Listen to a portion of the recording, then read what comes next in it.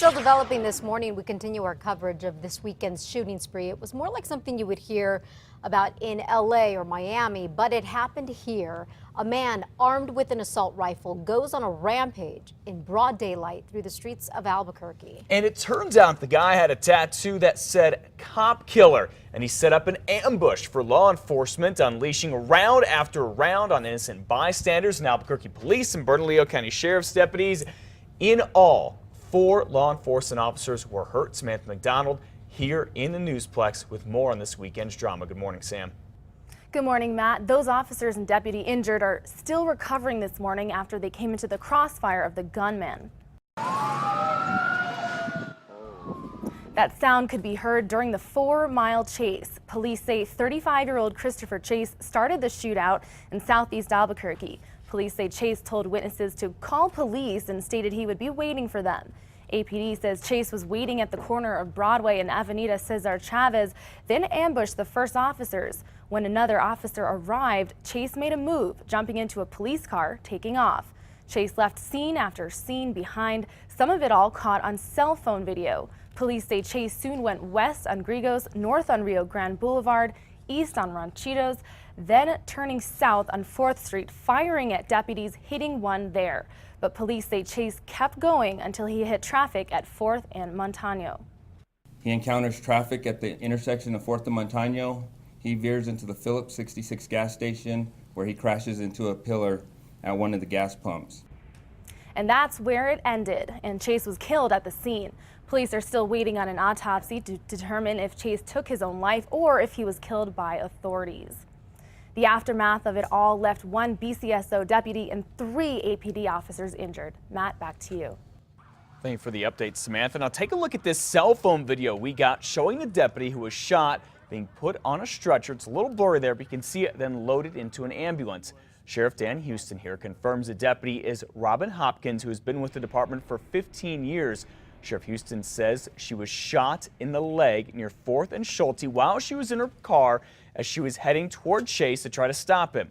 The sheriff says he thinks Chase fired off 4 rounds at Ms. Hopkins. She was rushed to UNM Hospital and has already had 2 surgeries. Now, the last we heard, she is in ICU, where she and the sheriff were able to write notes to each other. I told her that there was a tremendous outpouring of the law enforcement community and the citizens, which a big grin came on her face and a thumbs up. She's a very strong officer. Sheriff Houston getting a little choked up during that news conference yesterday. He says that Ms. Hopkins told him she felt blessed and would be back at work. Well, we now know a total of 3 APD officers were also hurt in this shootout, more than we and police first thought.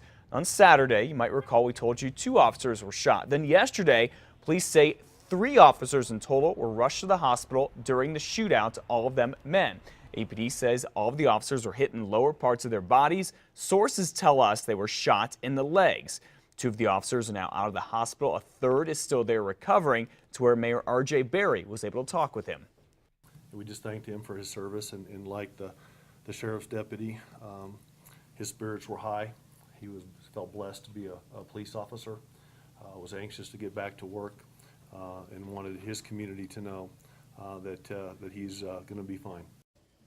A little bit of good news there. The police chief says he'll release the names of the 3 officers after they've been interviewed by investigators. Well, things are expected to be somewhat back to normal this morning for businesses that were in the line of fire. Several of them ended up damaged by all the gunfire. We started hearing gunfire, and then we heard like bullets coming our direction, and one of the bullets hit the glass, and we all just hit the deck. Sandra Rue was working at the MVD office off of 4th Street near Montano when bullets started hitting the building. Police say the MVD building isn't the only one damaged by bullets, and they are asking those who find more damage to call 242-COPS.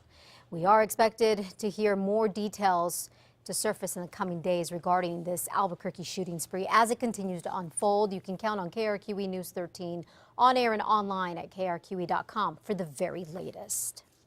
A rash of recent burglaries and a home invasion in one part of Santa Fe have many people worried. Now residents are taking back their neighborhood. Dozens of residents of the Santa Fe's Baca Sierra Vista area turned out for a meeting this weekend to learn about forming a neighborhood watch. One resident recalled the area having a neighborhood watch back in the early 90s. She started pushing for one again after a home on her street was broken into earlier this month. The tipping point was recently a neighbor friend came home and found a burglar inside his house. Barbara Fix says the burglar escaped and her neighbor was unharmed. So far, there have been a dozen burglaries in the area, a couple of car break-ins, and some vandalism. The two teachers unions here in New Mexico are now asking the state public education department to slow down the process of implementing the new evaluation system for teachers in schools.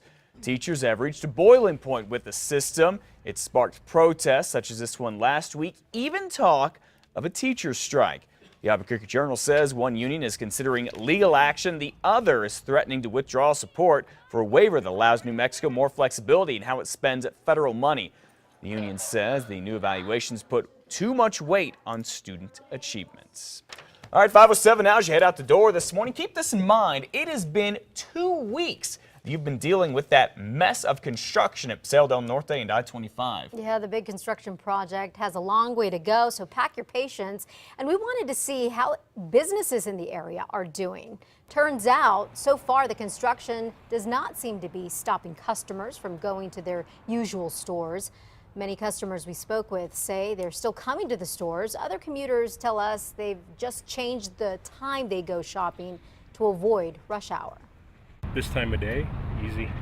Yeah, no problem at all. So I would just probably choose to travel at different times. So for businesses that are concerned about construction affecting their business, the New Mexico Department of Transportation is hosting a free marketing workshop for businesses. It's happening today from 11 to 1 at the C&M Workforce Training Center. The address is 5600 Eagle Rock Avenue Northeast.